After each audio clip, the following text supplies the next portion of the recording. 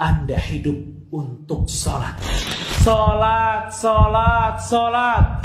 Rasul alaihi salatu wassalam, pada saat beliau hendak menghembuskan nafas-nafas terakhir beliau, Rasul sallallahu alaihi wasallam mengatakan, as-salah, as-salah, wa ma malakat aymanukum. Salat, salat, dan berbuat baiklah kepada hamba-hamba kalian. Rasul alaihi salatu wassalam gak sekali mengulang sabdanya ini. Rasul sallallahu alaihi wasallam terus mengulang sabdanya sallallahu alaihi wasallam, as-salah, as-salah, salat, salat, salat.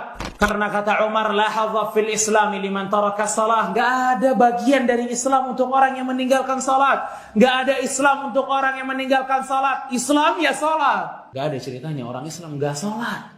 Jangan pernah berpikir dosa zina itu lebih berat daripada meninggalkan salat. Enggak, meninggalkan salat lebih besar daripada berzina. Jangan pernah berpikir bahwasanya ada anak kurang ajar sama orang tuanya itu merupakan dosa yang paling besar daripada meninggalkan salat. Enggak, meninggalkan salat lebih besar. Karena meninggalkan salat itu bisa masuk derajat kekufuran. Rasul alaihi salatu wassalam, beliau bersabda, perbedaan antara kami dengan orang kufar adalah salat. Siapa yang meninggalkan salat, maka dia telah kafir.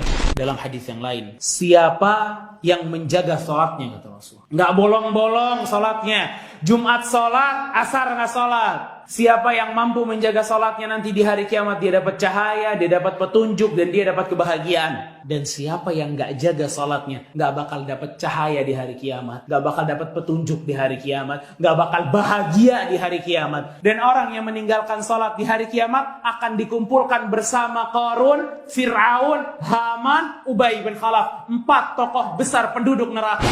Maka kita tanya sama orang-orang yang masih saja mudah meninggalkan salat. Jumatan salat, asar nggak salat, salat 1 hari cuma maghrib aja, subuhnya nggak salat. Kita tanya kepada mereka, kenapa nggak mau salat? Kenapa nggak mau meluangkan waktu walau hanya 10 menit? Ingat, Anda hidup bukan untuk mendapatkan jabatan, Anda hidup untuk salat. Ingat, Anda hidup bukan untuk kerja, Anda hidup untuk salat. Ingat, Anda hidup nggak buat makan dan minum, tapi Anda hidup untuk salat. Anda hidup gak untuk jalan-jalan, tapi Anda hidup untuk sholat. Bagaimana seorang muslim gak sholat, ikhwatan? Bukankah kita diciptakan oleh Allah subhanahu wa ta'ala untuk beribadah? Barang siapa yang sholatnya bolong-bolong, itu indikasi iman Anda juga kosong. Maka ingat, Anda hidup untuk sholat.